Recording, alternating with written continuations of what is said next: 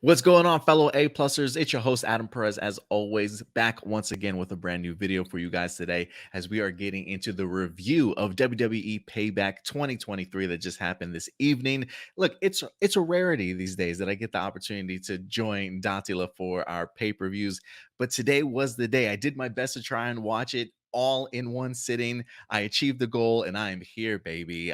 So Datila and myself are certainly going to go ahead and review Payback for you. I'm probably going to let Datila lead the way here because she's just so used to doing her reviews. However, she certainly does it. I'm the guest today, but if anything, look, Datila, I got to be honest. After seeing the pay-per-view, I was like, I almost have to talk about this with somebody. I had that good of a time with this pay-per-view, but how did you like it though overall? I was honestly surprised by it. It was actually a really good pay-per-view, and it didn't go 4 hours like SummerSlam. Do you know how long it went for? I think it went a little over 3 hours. I think it Okay. ended before 8:30 my time. I did start it a little bit late. I had to go ahead and pick up pizza for me and the girlfriend, and before I like got back home, looked up, I missed like 45 minutes, almost an hour of it. So I That's had why to you do a little bit. deliver. Yeah, that's true. But the only reason why we had to go to Marco's Pizza, we don't have one that's like right in our area, and we were just really craving Marco, so I went ahead and picked it up for us. But so yeah, so I did start a little bit late, but I appreciate you certainly staying up to do the review for sure. Always. But let's go ahead and get into it, man. But what do you want to start off for first talking about? We're gonna talk about this big thing that happened, the Grayson Waller effect that was with Cody Rhodes. So, I was kind of curious to see what this was gonna be about. I was like, Cody Rhodes on the Grayson Waller effect, like okay. And then I remember on Friday Night SmackDown, Grayson Waller was talking about how Cody Rhodes had a big announcement. So I was like, what can this Mhm. announcement be? Like, what could it be? And it was none other than Cody Rhodes announcing that Jey Uso is now a part of the Raw roster. So Jey Uso making his grand return tonight at Payback. Yeah, that definitely shocked me. I was kind of curious. Oh, well, I'm glad that you filled me in because one, I didn't know that Cody Rhodes was going on the Grayson Waller effect to make an announcement. So that was brand new to me. I was trying to figure out. I was like, what's the point of having this guy on here? I thought a match was going to ensue. I Same. love that. I love the fact that he kind of called us out and how predictable that probably was going to be. So it definitely threw me for a loop to see a returning Jey Uso for sure. How do you feel about it? I mean, he hasn't been gone very long, right? I feel like they brought him back way too soon. They really should have sold the whole Jey Uso quit WWE thing. I mean, he was only gone what 2 weeks, I think. So I was kind of disappointed by that. I mean, I know I heard that some of the plan is to do brother versus brother at Mania, and I guess this is a great way to stall, have Jey Uso be on Raw. But I still feel like they brought him back way too soon. Yeah, I guess for me, initially I didn't. That wasn't my initial. My initial idea was I was like, oh, this is kind of cool, but I will agree with you. The 2 weeks is like what? Like that? It's a quick turnaround. Like even Grayson Waller called it out for like, all right, all right, all right. He's only been gone for 2 weeks. Everybody, like, Yeah, calm down. yeah. So I love the fact that he called it out, but. So yeah, I agree. I think he probably should take a little bit more time off. I would have been really interested to see what the Jimmy Uso stuff is gonna happen over on SmackDown. I would have loved if Jay just kind of stayed away, but I almost feel like this is a detriment to like Cody Rhodes. Because isn't Cody on Raw? Like Raw is like his show, isn't it? Yeah. Well, outside of Seth Rollins, obviously, but so now it's like now we got a new main event guy there that's going to draw a lot of the story sort of away from him. I'm really surprised about this move, honestly. I just would have kept Jay on SmackDown and given some time off. Honestly, I feel like the best thing to have done, like was what like how you said, just keep Jay on SmackDown, keep him away from the line, just give him some time off, and then have him come back at the Royal Rumble. Personally, I would have had him come back at the Royal Rumble. If anything, though, I will say his return was hot though. Like that Yeah, arena was crazy for the return of Jey Uso. yeah. It had that same energy that it had at the pay per view for him. That everybody thought maybe he might have the opportunity of actually pinning Roman Reigns and winning the championship. So look, there's definitely some fire here, and I guess they definitely want to go ahead and take advantage of it. But that will be the question if they should have waited a little bit longer or if this is the right move for them. But yeah, that definitely surprised me, Dante. I did not expect a returning Jey Uso in here. Same here. what do you think this does? Like, I don't even know what direction this certainly takes as far as like who Jay would feud with over on Raw, sort of thing. He's clearly not going to be that attached to what's going on with the Bloodline over on SmackDown. So I'm kind of curious what moves they make here. Well, one thing, it did seem like Cody and him had a moment, especially when he was entering the ring and Cody was exiting. Not to mention, Cody had his whole issue with the bloodline, when it came to Roman Reigns. So maybe they'll do something with him and Cody Rhodes. Maybe a little mini tag run. Not Tag, they don't not yeah. saying that they might win the tag titles or anything here, but maybe a little mini tag run because you also have to stall for Cody to get. The plan is to do Cody versus Roman 2 at WrestleMania 40. You also have to stall that too. So Yeah, no, that's a good point. I definitely would be interested in seeing something like that. And we don't even have. I think if anything, too, I do feel like. Well, I thought Cody might be kind of involved in Sami Zayn and Kevin Owens stuff. Like, I still feel like they're building up to something big at Survivor Series for them, maybe in regards to like a War Games or something like that, right? Like two big factions of kind of coming together. So I am kind of curious if Jay kind of plays into those plans a little bit, teaming up with Cody here also. So yeah, maybe something like that is in the bigger picture. well, now that you mentioned that, they could do the Team Bloodline versus, team maybe like Kevin Owens and Sami Zayn Yeah, they for could and definitely go. if they do War Games. Yeah, if they want to go that route. So yeah, man, that definitely surprised me. So that probably one of the big moments of the night for sure.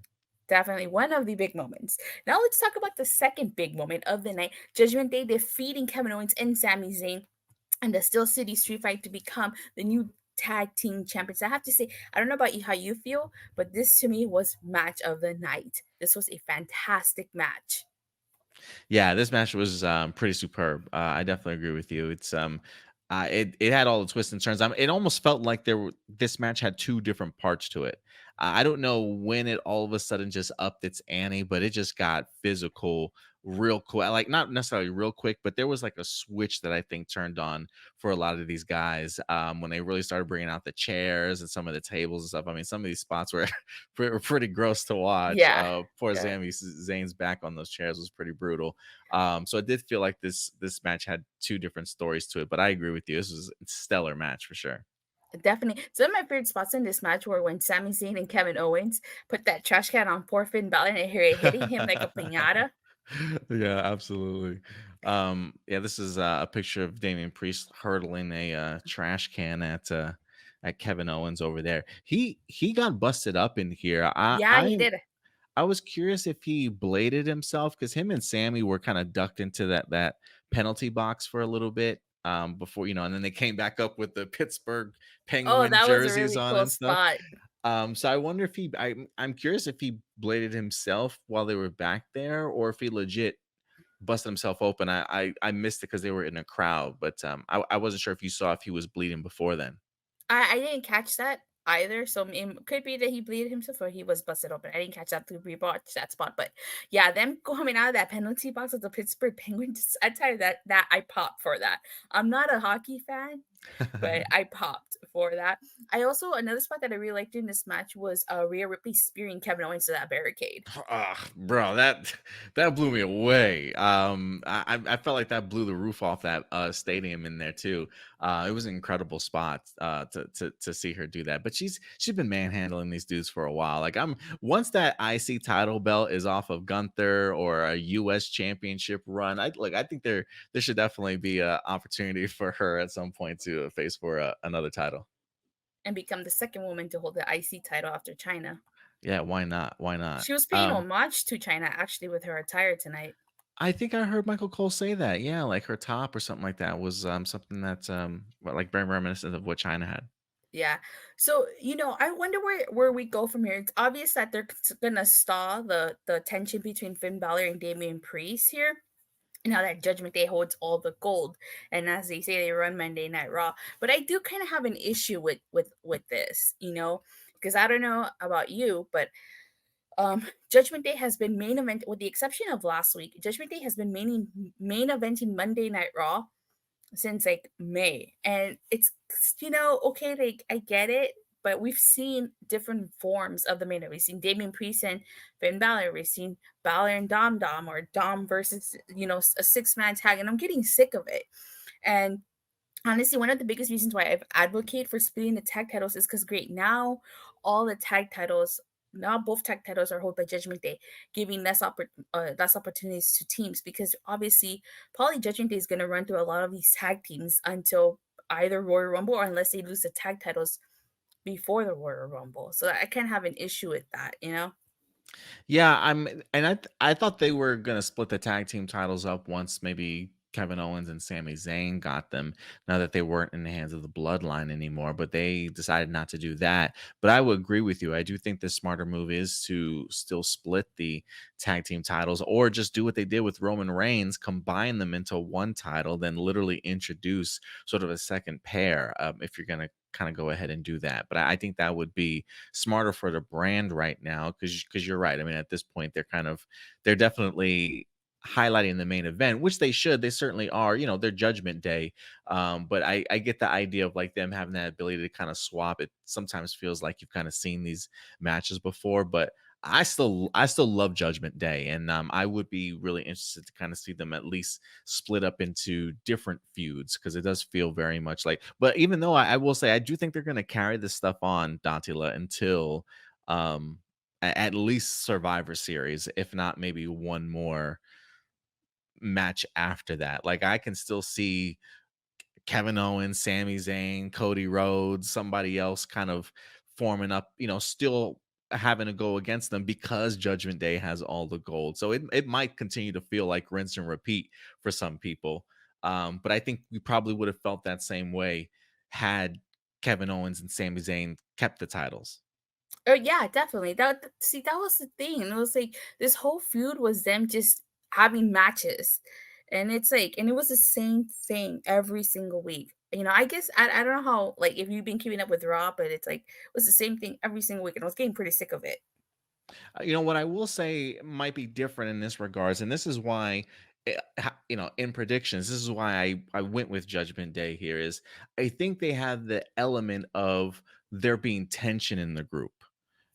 So they have sort of a built-in storyline that will keep it fresh. Now that we've got this possible fifth member of Judgment Day, but yet we still know that that briefcase at times can certainly be cursed, even though it did come in handy in this one. So Hmm. maybe the curse is broken. But there's a part of me, honestly, I still don't trust JD McGinn, whatever his last name is. Yeah, Madonna, Madonna. I can't say it. I'm just gonna call him JD. Yeah. Um, I still don't trust him. I still think that he might still throw a wedge in there. So the idea of there being tension within Judgment Day makes it more fascinating for me, now that they are tag team champions. True.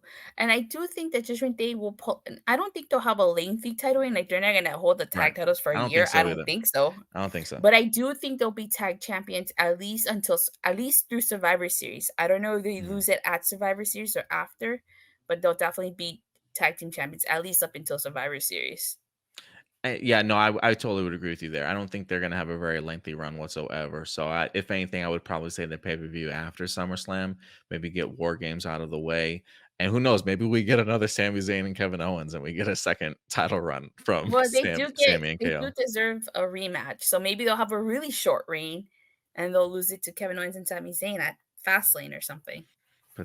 But yeah, so yeah, no, a big swerve for a lot of people. I Yeah. don't think a lot of people were certainly looking for. But you know what? I will say this, man. Congratulations to Judgment Day, and like for real, I was sitting here watching this, and I was just thinking to myself, I remember when Edge started this group, and you didn't really necessarily know where the storyline was going to go for a lot of them, when he brought in Damian Priest and he brought in Rhea Ripley.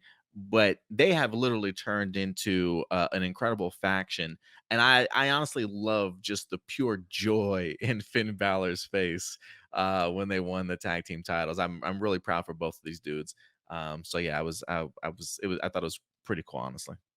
Yeah, and actually, I don't know if you saw, but John Cena interviewed them backstage because he was the official host of Payback. So he interviewed Yes. them, and Damian Priest was like, their family and their brothers fight, but they're dangerous and they're on the same page. And then Finn Balor says they're gonna go celebrate with Rhea and Dom. Yeah, I So, thought it was I thought it was pretty perfect. yes, definitely. So yeah, we'll see what happens. Maybe come Monday they'll reward JD with a membership into Judgment Day. Who certainly knows for helping him out. But yeah, I thought that was pretty cool. Great moments for this pay per view, and that wasn't it. Those were just the two biggest things. But I think I think some of these matches definitely had some great moments. Definitely, I have to agree. So let's kick off with this steel cage match, which is what actually opened Payback. It was Becky Lynch versus Trish Stratus, and I honestly, this was a really good match. Really good. They killed it. The ladies killed it here.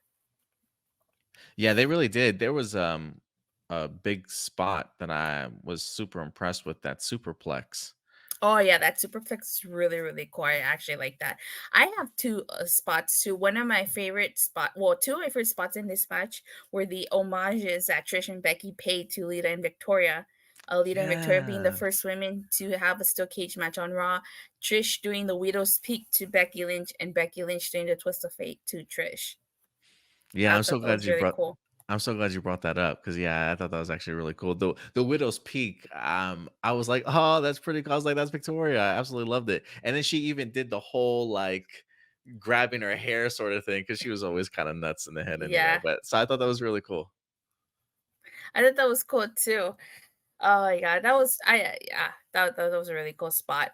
Another one that I liked was when, like, Becky did that manhandle slam from the top of the ropes that Oh pretty yeah, that much was a good won one. her the match.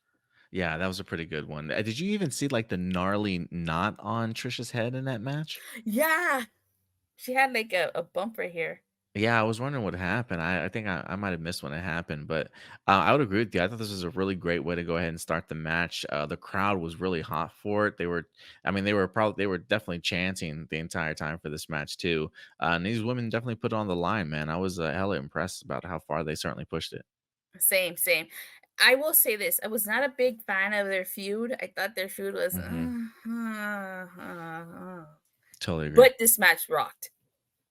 Yeah, it was definitely a good closeout for sure. Yeah, I was definitely definitely a was. big fan of it. And I then oh, oh, go ahead, go ahead. I'm sorry. no, go ahead. No, you go ahead.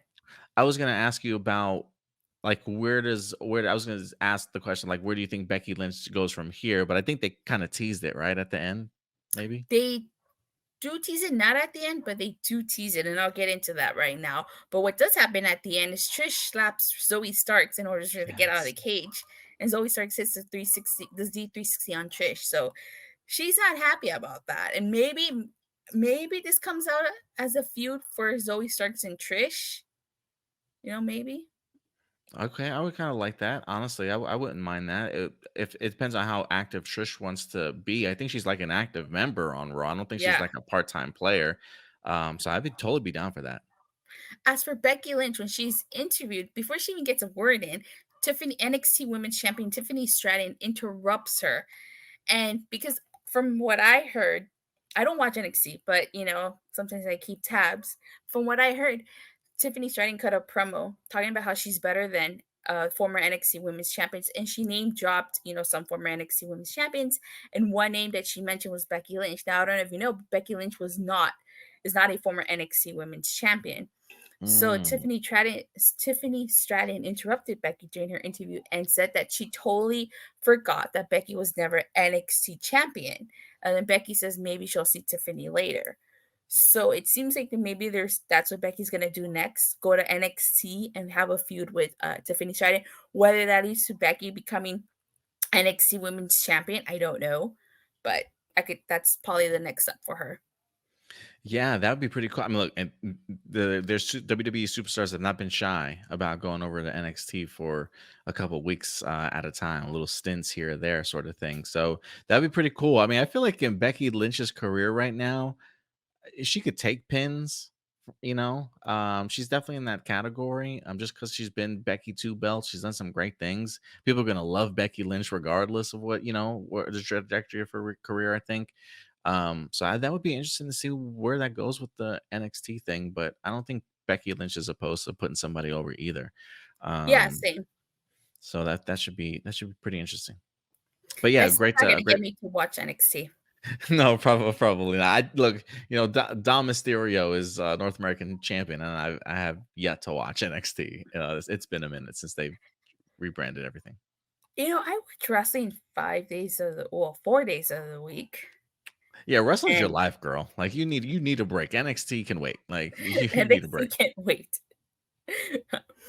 So we forget a John Cena segment. I don't know if you know, but John Cena's actually he's been announced up into Fastlane. With the strike, he has a lot of free time.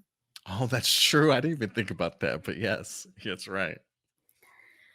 So he talks about how he's been a prototype and a doctor, referring to how he was a prototype, John Cena, and obviously the doctor of thugonomics, and that he's been a fan, a champion, and a challenger. But he says that being a host, he wanted to make tonight special, and no better way than to make it special than being a special guest referee. And the match that he had his eye on was The Miz versus L.A. Knight. Ah, Yeah. yeah. And one interesting thing to notice is that they announced John Cena as the greatest of all time, which I thought was interesting because they never introduced John Cena like that. Maybe that's like a new marketing thing they're trying to push now. Who knows? They're trying to Probably. convince. Yeah. So this segment is basically used to set up the match. It's supposed to mean it's used to lead into the match because the Miz comes out and he basically says that John Cena sucks as a host, and Cena's asking him for advice on how to be a better guest host. Miz tells him you don't have to be special guest referee. He needs to be more involved. And he also mentions how he shouldn't be a mermaid in the Barbie movie. I didn't see the Barbie movie, so I didn't know what role Cena was playing. I just know he was gonna be a mermaid. Did you see the Barbie movie? I still have not seen the Barbie movie yet. It's on my to watch list for sure. I just have not seen it, but I guess he plays a mermaid. Yeah, in the Barbie movie. Same. I haven't seen it, but I want to see it.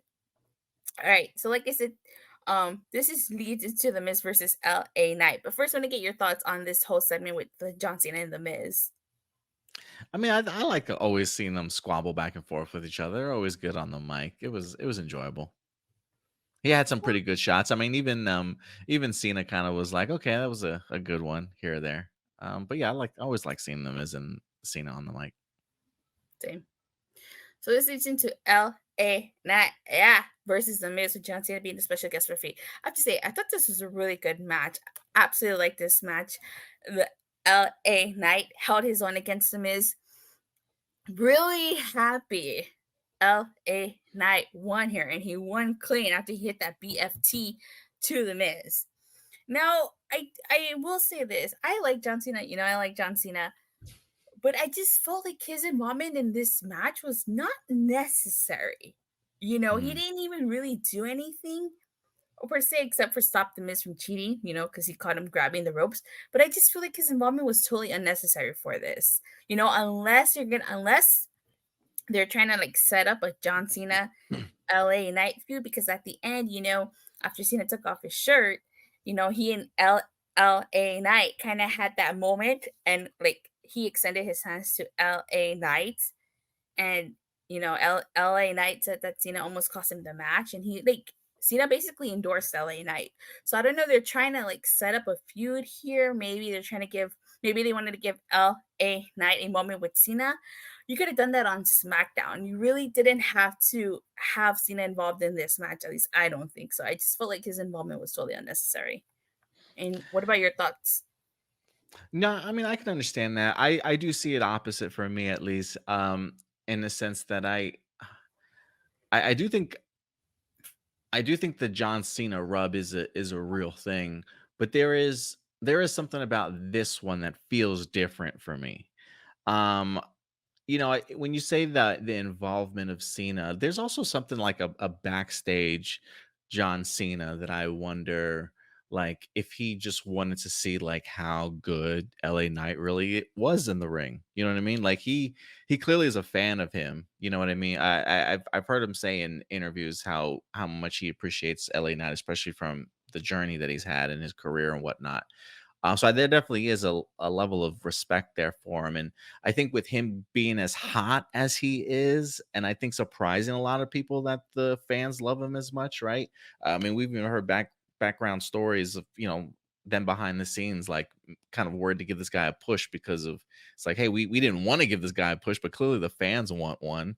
And so I think John Cena recognizes that too. And so probably he's like, let me call this guy's match. Let me get in the ring with him. Let me see how well he does, you know. And if he's great, then I'll definitely give him the seal of approval. And I think there was just something different about this one I felt when it comes to John Cena's rubs, and I think this one is really going to do wonders for LA Knight, honestly. Because I think he holds himself differently, and I think he approaches John Cena differently, and I think John probably appreciates that he's really showcasing his character, and he really loves this stuff. Um, and honestly, I'm gonna make a prediction here. LA Knight, WrestleMania, World Heavyweight Champion, baby. I'm telling you right now. Uh, Okay. this man's lined up to win the Royal Rumble. Um, he's getting his title shot at WrestleMania. This guy's about to skyrocket to the moon. I'm telling you. Oh, what is he? Cameron Grimes He's gonna go to the moon. Yeah, great callback. Yeah, absolutely. Hmm. Yeah, I'm very curious to see where LA Knight goes from here, especially if they're gonna Cena's gonna stick around. I wouldn't mind seeing like a little feud between them. Do you know how long he's supposed to be sticking around for? I think up until Fastlane. Oh, He's okay. announced for a lot of dates. I think he's sticking around till Fastlane. It could be after too, again with the strike being, Is you know, Fastlane next, Fastlane, yeah, and it's October and then 7th. Survivor Series? Okay, Yeah, and Survivor Series. So, because we have okay, to wait and see what happens with the strike after Fastlane. okay. Okay, so get the U.S. title match. It's Austin 3 versus Rey Mysterio. I thought this was also, a decent match here. Obviously, Rey Mysterio won. I didn't think he was going to lose that title so quickly to Austin Theory after he just went in. Like I told you during the predictions, I think there's a story to be told with Rey Mysterio and Santos Escobar. Yeah, no, I totally agree with you. There's definitely something there. I personally think Ray probably holds on. Well, I was gonna say I hope Ray holds on to this at least his title at least until Survivor Series because I would really like to see him go against Dom for the for North America Championship. I don't know if it's gonna be title for title, but I would love that as a Survivor Series match. Um, but no, I would agree with you. I thought this was a decent match. And I look, you know, Austin Theory's title run definitely got stale. Not very impressive or memorable probably for him, but I still like the guy. There's something about Austin Theory like I still dig. Like I'm just waiting for him. I don't know if it's to find a right gimmick, a right spot for I don't know what it is, but like I like the dude. And I think he goes out there. I think he had a really enjoyable match with Rey Mysterio here for the title. Um, so yeah, I don't know where Austin Theory goes from here, but I like the guy. I will say he did team up with Grayson Waller this past SmackDown. I wouldn't mind seeing them become a tag team. Mm. Yeah, I would be down for that too. But then again, it just gets to the point of like you mentioned, right? They really got to split up these tag team titles, man. Yeah, yeah. So I'm really hoping that now that Judgment Day has all these titles that they're like, man, we gotta just make one belt and then create another one somewhere else for sure. They probably won't do that, especially now that Judgment Day has the titles. They'll probably just keep how it is. Maybe once Judgment Day loses the titles, then they'll probably split up the belts because we need to split up the belts. Yeah, I totally agree with you. We get the women's world title match: Rhea Ripley versus Raquel Rodriguez. Was the big question going into this was Raquel Rodriguez gonna get her payback on Rhea Ripley? And I have to say, Raquel Rodriguez probably has been um Rhea Ripley's most formidable opponent to date. You know, um, there was a spot where Rhea's nose got busted, and she was telling Oh, Raquel, "Oh, you want to make me bleed my own blood?" I immediately thought of that of dodgeball. the dodgeball. He's like, "Nobody makes me bleed my own blood. Nobody." Oh, great callback. I love it. Yeah. But I thought this was a decent match. Of course, it ends in typical Rhea Ripley Judgment Day fashion. Dominic Mysterio comes out to ringside to aid Rhea Ripley. And so she successfully retains her title during this match. And, I feel like maybe she felt like there was some type of pressure on her because, Damian Priest and Finn Balor just won the tag title, so maybe she felt some type of pressure trying to keep her title, Mm. you know? But where we go from here, based on how it happened, with Dominic cussing the distraction, maybe a rematch. But I do think that WWE needs to start building somebody up, maybe Shayna Baszler, so that I could actually believe that someone can take this title off of Rhea Ripley. Because right now, there's really nobody in that division that I believe can take the title off of Rhea Ripley. Yeah, about this match, first off, this match came right after the crowd just exploded for the return of Jey Uso. So you really kind of took some energy out of the crowd for sure. So the crowd was definitely a little flat for this match. Mhm. Um, I think I feel like I get what they were going for, but the pacing was a little bit too slow for me here. But these women definitely put a beating on each other for sure. It was definitely physical. I would like to see more of it, but you're right. Outside of Raquel, there's really nobody else outside of maybe Shayna that I could honestly see taking the title off of her. I mean, look, you have your people like, Asuka can do it, Becky can do it, Charlotte can do it, but so maybe eventually they'll be more formidable opponents. Maybe they're just waiting for a bigger pay-per-view like Survivor Series. I mean, maybe that's where like a Becky Lynch, maybe she tries to put up a fight. Maybe somebody else comes over. I don't know, but um, I don't know. I didn't really care for this match, and I honestly was hoping I really wanted to. I think I was really excited for when we did predictions. It just didn't live up to what I was hoping that it would, and I wonder if the crowd not being in it was part of that, or if it was just the pacing and just kind of took me out of it. Like I get it, the two big behemoth women, the clubbing blows and taking their time and stuff, right? But I don't know. I just a little sloppy at times too, maybe. Um, so yeah, I was a little disappointed with it. Yeah, I feel you. I totally understand where you're coming from. The crowd, not being in it didn't help at all. And again, also too, because I feel like the feud has kind of just been, you know, Yeah, like, I get the idea of, like, I mean, if there's any match on this card that lives up to the title of the pay-per-view Payback, it's definitely this one, right? But Raquel's been on the shelf, though, this entire time, so there really hasn't been the proper buildup besides the fact of, like, "I just wanna kick your ass for what you did to me." yeah, But if there was more in depth to it, I think it could be a really great feud, but it just depends on how much attention they really wanna be paid on to the title, so yeah, definitely. And we'll see where Rhea Ripley goes from here. She's obviously not going to lose that title. Kind of, I feel like she might hold on to that title a little longer. I definitely, I don't know what the WrestleMania plans are yet. But if she's not factored into defending the title, then I definitely do think she'll lose it, probably Royal Rumble or before the Royal Rumble. yeah, I can see that. I can see that. Yeah.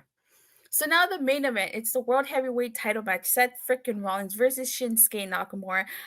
I feel like I was really looking forward to this match, especially like Nakamura's presentation as of late has been fantastic. I really like that comic opening that they had. The Great Muda was in attendance, and Nakamura is still lost here. Now, I have to say I was a little disappointed with this match because Nakamura made a big deal about how he was going to turn about Seth Rollins' back. Mind you, this is the first time Nakamura maintained a PLE.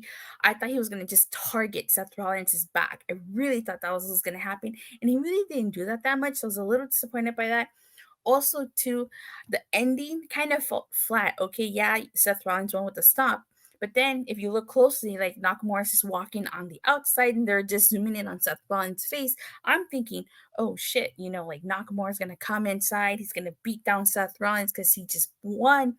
And then Damian Priest is gonna, maybe come running out, try to cash in. That didn't happen.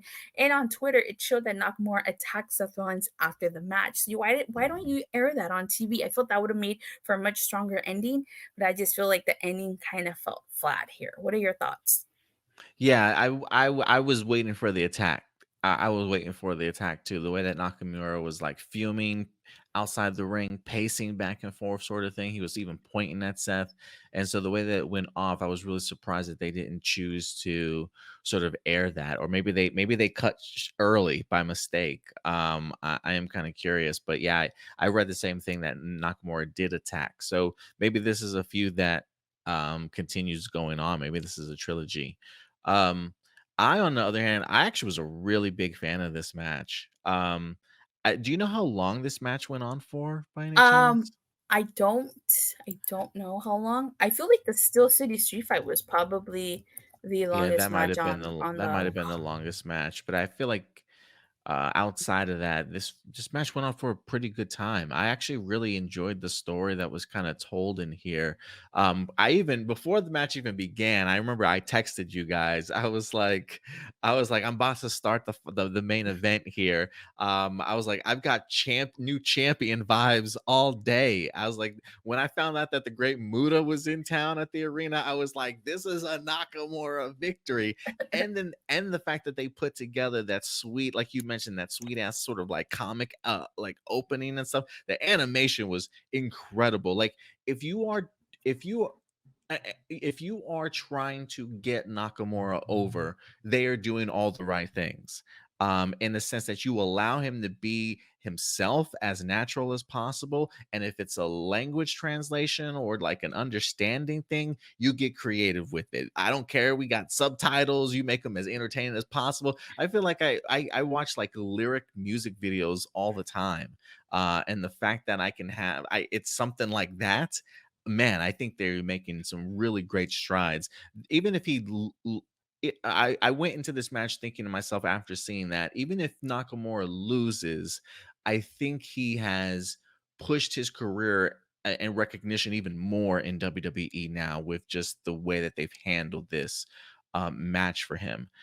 yeah. Homeboy came out in the all red suit with the Carnage kind of vibes, all red with like the black symbiote kind of mixed in there.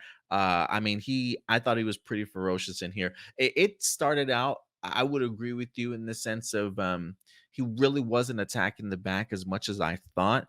But once we got that nasty spot of like Seth from the barricade and like power slammed into the table, and Michael Cole's like, oh, the TV monitor jabbed him in the back. I mean, after that, it felt like his back was done. And I felt Yeah. like Nakamura really took advantage after that. So I just thought it was a great psychological match. Nakamura, for me at least, in the later half of this match, really decided to bring it. And I feel like out of all the opponents that Seth Rollins has faced, he has taken him to his limit. I personally think. I think he's Yeah. taken him to his limit. And so I would not mind. Like he has made it believable to me that if anybody can take this title off of Seth, it might be Nakamura. Okay. It might be Nakamura, and I only say that because that stomp came so quick. You know what I'm Yeah. saying? It was just like a pulled it out of the bag. Up until that moment, he was out of it. So I don't know. I would like to see it again though. Yeah, maybe we will, I mean, but it was a clean finish, but who knows? It This was a is clean finish. You're WWE. This is right. You're right. WWE, so All it takes is an attack, and you get a rematch. yeah. Alright, so what would you rate the pay-per-view on a scale of 1 to 10? With 10 being a Shawn Spears perfect 10. Um, man, you're gonna put me in the spot like that. Um, give me can I do like points, like Yeah, 8 point yeah, something? yeah, Um, give me a give me an 8.5 here. yeah, I have to agree with you, 8.5. I thought overall, that was a pretty decent pay-per-view, but there were some spots that were like, "Okay, but, like, I'm just this trying to this" think. Like I did enjoy myself. Like the Rhea match probably hurt this Mhm, for me. And outside of that, maybe a couple little things. So that's probably yeah, why I give it an 8.5 for me. I enjoyed it. Yeah, I had same. a good time with My it. favorite match of the night was the hands on the tag team match. Yeah, man, that was a great one. Yeah. That was a great one. Alright, so before we wrap up, there is one last thing we have to do, well, I have to do. Adam, once again, you win predictions. So I acknowledge you as prediction champion. This is 3 pay-per-views in a row that you've beaten me. Woo! I'm on the this is like I'm on a winning streak right now. Technically, I feel like I'm in NBA jams right now. He's on fire, Like I'm telling you, Yeah, I'm just doing yeah. some big things right now, Datila. Thank you so much for acknowledging me. You're welcome. Hopefully, I can make it 4 in a row in Exactly. Fastlane. I appreciate you being such a good sport about this and letting me boast. And like it really just came down to just the one match, right? Like after we left Yeah, predictions, we were like, look, whoever wins this tag team title match is really what's gonna come down yeah. to. And it did. So yeah, so it's just a flip of the coin. But Yeah. next time, Datila. Next time. All right. All right. All right, y'all. Well, listen. If anything, we certainly will be back later on this week with more content for you. I believe we're going to be possibly recording our Royal Rumble 1990 review. So if you guys are interested in some retro matches, check out the pay-per-view for yourself, and then see us back here next week for a brand new video. We may have an additional co-host with us as well, so that should be pretty fun also. But Datila, if people want to reach out to you, let them know where they can find you. You can follow me on X. That's so weird to say. At Datila underscore. Oh, yeah, you shouldn't be doing that right now. I at Datila underscore. I live featuring all the shows: Raw, SmackDown, AEW Dynamite, AEW Rampage, Impact Wrestling. So if you like all that stuff, follow me on X. And I will there is a link in the description box below for her YouTube channel. Yeah, Go ahead and check it out. And then follow us at A Plus Opinions. Very active over on all your social media content. You can find us also on TikTok now at Hero Report. So definitely follow us there as well. But until next time, guys, do us a big favor. As always, take care of yourselves, take care of each other, and keep it A Plus. We'll talk to you guys later. Bye. bye.